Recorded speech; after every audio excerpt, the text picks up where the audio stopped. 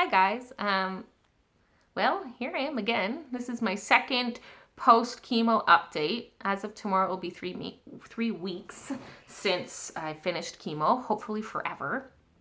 And tomorrow also, it will be my very first round of radiation, which I'm kind of nervous about. Not so much for the radiation part, because I hear that that's not that big of a deal. I'll probably just get a little tired. I might get a little sunburn, whatever.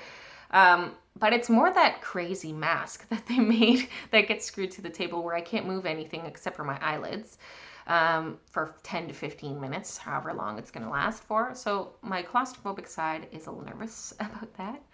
But I got fitted for it, and I did it before, so I could probably do it again. I did chemo, and if I can do that, then I can definitely do this. So I'm just going to keep the I can do this positive vibes going, and I'll get through the next 10 treatments, which is not very much compared to other people that I know.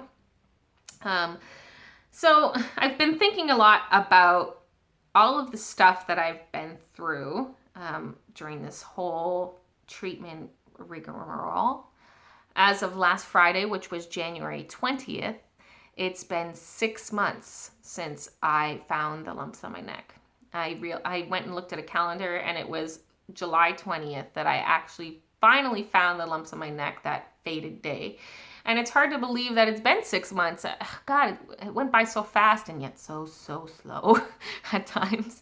And, you know, I have had the misfortune, I guess you could call it, of having a lot of setbacks along the way and having some bad luck and a lot of weird symptoms and, you know, having problems with every drug that I took. My body hates chemicals, apparently. It just hates them. And I just made a video, and it took me way too long to go over this huge list that I made. So I figured I would just leave that out. If anybody wants to know about especially the people who are watching this who have cancer and maybe are just starting your own treatment, if you want to know all of the crazy stuff that went on with me, I will definitely share it with you. Just message me. I just don't feel like making a video about it because it's going to take forever. And I know you all have very short attention spans. So, not only did I have that, I had the flood, which I lost, you know, all of my furniture in the basement, 85% of my clothes, which really sucks. Memories, which I can't get back. And it was like thousands of dollars of lost stuff. But I realized it was all just stuff, and I'm still here. We got over that. It really sucked, but we got over it. After that, I got diagnosed with lung toxicity, not that long after, about halfway through my treatment, which basically meant I couldn't breathe.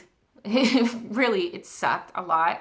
And I'm still kind of having a little bit of problems with that now, but for the most part, I'm better, which is something that doesn't happen, especially so soon in treatment. So that was kind of strange.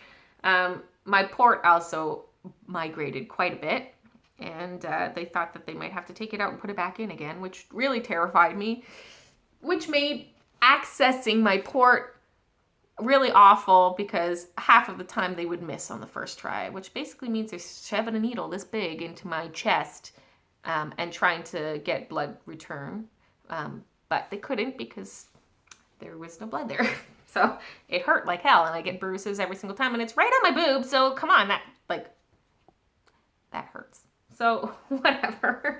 I mean, it was that with a long list of weird stuff that went on, and yet I was able to maintain a smile somehow on my face. And you know, with each chemo, my body got more and more tired to the point where I was not bouncing back. Even though I was on steroids towards the end of my treatment, I was not bouncing back. I was just tired all the time. And that kind of got to me, especially when I couldn't enjoy Christmas and I had to leave early to a lot of my Christmas stuff. That was kind of brutal. But I still got through it. And I finished treatment. And I'm so happy it's done. And I hope I never have to do it again. And I've been slowly getting better. The fatigue is going every single day. It gets a little bit better. I have a little bit more energy. I'm not nearly where I was at the beginning of my treatment or before treatment, but I definitely noticed that there is a huge improvement in my energy levels. So that's amazing. However, the setback that I've been having is my legs are shot. I don't know what is going on with them. My muscles get so incredibly sore and spasm like crazy, especially at night when I'm laying in bed and trying to fall asleep. And my joints, my knees and my hips are ridiculous. Like I feel like I'm 80.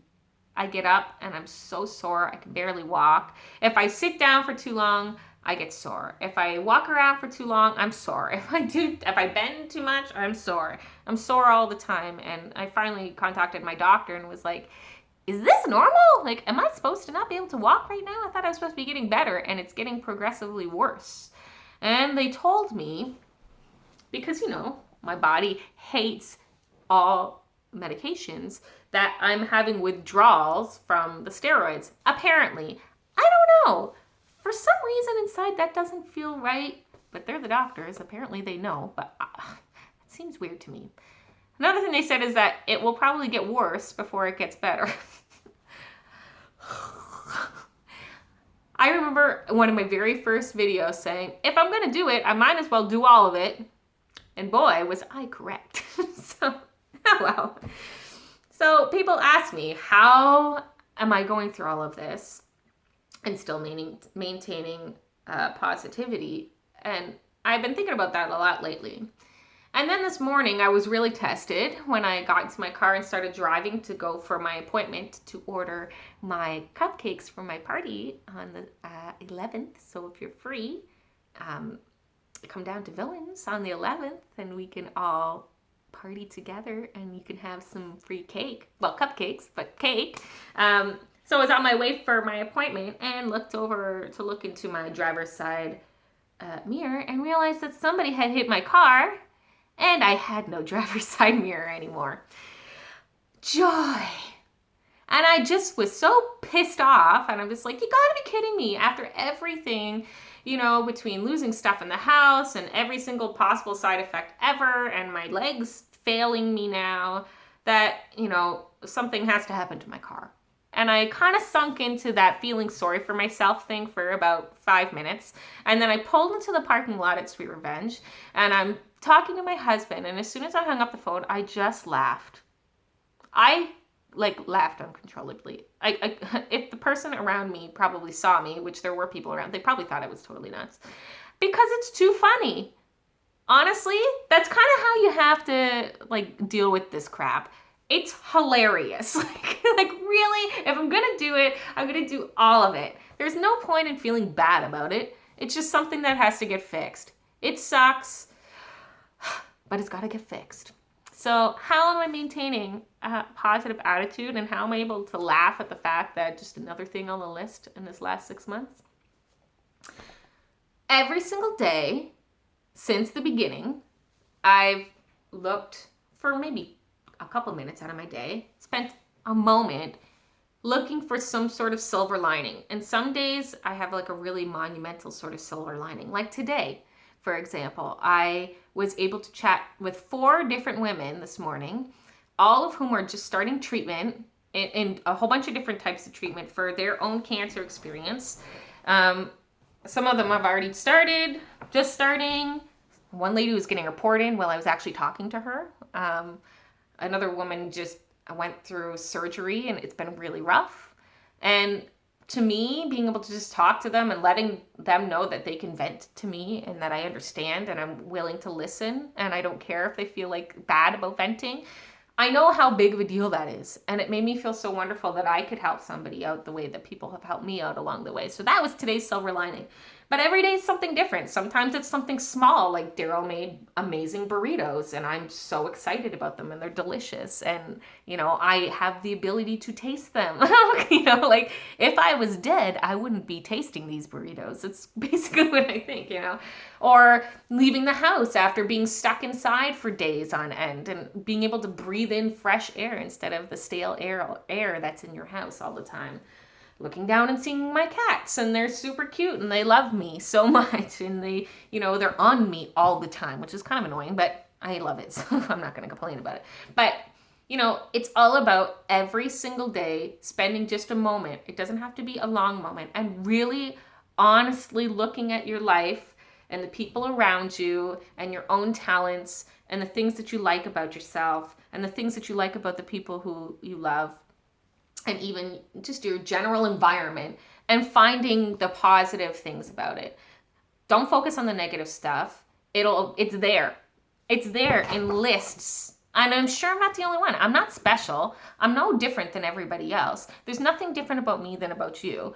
It's just that I'm going to spend my time trying to find the positive side of everything, because there's always a positive side. There's lots of negative sides for everybody, but there's always a positive side. And that's kind of where I want to end today, because that's it. It's not some big, hard thing. Staying positive, remaining in a state of happiness, dedicating yourself to your good well-being, it's not a hard task. It's being honest with yourself and stopping yourself for a minute and taking yourself out of all of the crap and saying, what am I thankful for today? What around me? And it doesn't have to be a big, giant thing. And sometimes it's the same things that you've been thankful for before. I can't tell you how many times I was just thankful that I had Daryl in my life. I mean, God, he saved me in so many ways. Like, I'm super lucky. I'm lucky to have people around me that care. And so that's the secret. You don't have to go through cancer to do that. I know a lot of people are just struggling with their own life. Everybody's got stuff. Everybody has stuff. So if you just spend 2 minutes of your day to stop and say, what am I thankful for today? Even if you write them down. If you write them down, that's even better, because when you're feeling like crap, you can start reading through what you wrote down. It's little things. It's not a big thing. It's little. So if you dedicate that time to yourself to do that, I guarantee you'll be able to face whatever is coming. Hopefully not cancer treatment or cancer or serious illness or whatever. But if that happens to be your journey, that is how I've been doing it so far. And I found this whole new person inside of me by doing it. I was able to focus on all of the great stuff that I had, and all of the stuff that I disliked about myself or I was insecure about are gone. They don't exist anymore. Somehow I got over almost all of my fear. Somehow I got over almost all of my insecurities. Somehow I got over all of that crap just by giving myself a little pat on the back every day and by trying to focus on the things that make me happy. And that's it. That's it. It's so easy. So anyway, that's my update for today. And I will talk to you guys soon. Thanks for hanging out, and we'll see you.